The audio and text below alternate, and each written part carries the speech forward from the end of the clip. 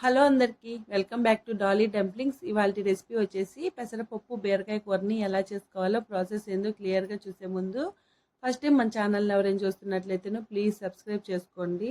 ఈ పెసరపప్పు బీరకాయ కూర అందరికీ తెలిసే ఉంటుందండి, కానీ ఒక్కోసారి పెసరపప్పు ఉడకపోవడం కానీ ఎక్కువ ఉడికిపోవడం కానీ జరుగుతూ ఉంటుంది. అలా కాకుండా నేను చెప్పిన ప్రాసెస్లో మీరు చిన్న చిన్న టిప్స్ని పాటిస్తూ చేసినట్లయితేనో ఈ పెసరపప్పు బీరకాయ కూర కమ్మగా చాలా రుచిగా ఉంటుంది. ఇప్పుడు ప్రాసెస్ చూసేద్దాము. దీనికోసం ముందుగా స్టవ్ ఆన్ చేసుకొని కడాయి పెట్టుకొని 1 కప్పు పెసరపప్పుని వేసుకోవాలి. మంటని మీడియం ఫ్లేమ్లో ఉంచి పెసరపప్పులో నుండి పచ్చి వాసన పోయి అలాగే లైట్ గోల్డెన్ బ్రౌన్ కలర్కి మారే వరకు వేయించుకోవాలండి. ఇలా వేయించుకొని కూర చేసుకోవడం వల్ల కర్రీకి మంచి రుచి వస్తుందండి. ఇలా వేగిన పెసరపప్పుని ఒక బౌల్లోకి తీసుకొని శుభ్రంగా క్లీన్ చేసుకొని తీసుకోవాలి.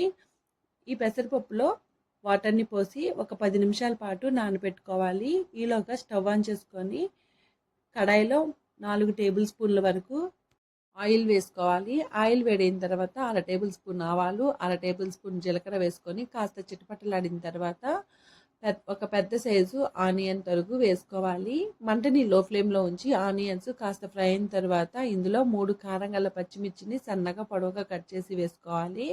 అలాగే 2 రెమ్మలు కరివేపాకు వేసుకొని ఆనియన్స్ పచ్చిమిర్చి ఫ్రై అయ్యే వరకు వేయించుకోవాలి. ఇప్పుడు ఇందులో 1 టేబుల్ స్పూను అల్లం వెల్లుల్లి పేస్ట్ వేసుకొని పచ్చివాసన పోయి అల్లం వెల్లుల్లి పేస్ట్ లైట్ గోల్డెన్ బ్రౌన్ కలర్కి చేంజ్ అయ్యే వరకు వేయించుకోవాలి. ఇప్పుడు ఇందులో 1 కప్పు బీరకాయ ముక్కల్ని వేసుకోవాలి. నేను ఇక్కడ 1/2 కేజీ వరకు బీరకాయలు తీసుకుని పైన ఉన్న తొక్కను తీసేసి చిన్న చిన్న ముక్కలుగా కట్ చేసి వేసుకున్నానండి. బీరకాయలో 2 రకాలు ఉంటాయి. చేదుగా ఉన్న బీరకాయలు కూడా ఉంటాయి. కాస్త చెక్ చేసుకొని వేసుకోవాలి. మీరు చేదుగా ఉన్న బీరకాయని యూజ్ చేసినట్లయితేనో కర్రీ టేస్ట్ అంతా మారిపోతుందండి. మంటని హై ఫ్లేమ్లో ఉంచి ఒక 2 నిమిషాల పాటు ఈ బీరకాయ ముక్కల్ని ఫ్రై చేసుకోవాలి.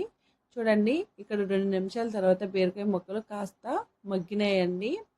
ఇప్పుడు ఇందులో మనం ముందుగా నానబెట్టుకున్న పెసరపప్పుని వాటర్ లేకుండా వేసుకొని ఒకసారి బాగా మిక్స్ చేసుకొని 5 నిమిషాల పాటు మధ్య మధ్యలో కలుపుతూ ఫ్రై చేసుకోవాలి. ఈ ప్రాసెస్ అంతా మంటని లో ఫ్లేమ్లో పెట్టి చేసుకోవాలండి. ఇప్పుడు 5 నిమిషాల తర్వాత మూత పెట్టుకొని మధ్య మధ్యలో మూత తీసుకుంటూ మిక్స్ చేసుకుంటూ ఈ పెసరపప్పు బీరకాయని ఉడికించుకోవాలి. మళ్ళీ మూత పెట్టుకొని మరో 5 నిమిషాల పాటు ఉడికించుకోవాలండి. చూడండి, ఇక్కడ 80% వరకు పెసరపప్పు ఉడికిపోయింది. ఇప్పుడు ఇందులో 1/2 టేబుల్ స్పూన్ పసుపు, ఒక పెద్ద సైజు టమోటాని చిన్న చిన్న ముక్కలుగా కట్ చేసి వేసుకోవాలి. ఇలా వేసుకున్న తర్వాత టమోటాల్ని మెత్తగా మగ్గే వరకు మరో 2 నిమిషాల పాటు ఉడికించుకోవాలి.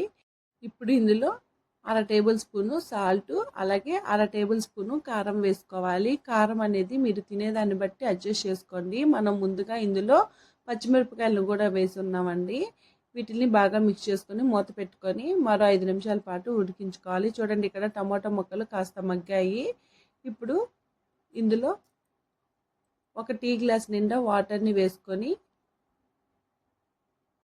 ఒకసారి బాగా మిక్స్ చేసుకొని మంటని హై ఫ్లేమ్లో పెట్టి మరో 5 నిమిషాల పాటు ఉడికించుకోవాలి. అదేవిధంగా సాల్ట్ సరిపోయిందో లేదో చెక్ చేసుకొని సాల్ట్ని కూడా అడ్జస్ట్ చేసుకోవాలి.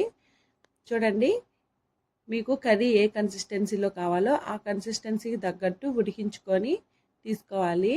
అలాగే పెసరపప్పు బీరకాయ కూర కాస్త పలచగా ఉన్నప్పుడే సర్వింగ్ బౌల్లోకి తీసుకోవాలండి. ఇది చల్లారిన తర్వాత కాస్త గట్టిపడుతుంది.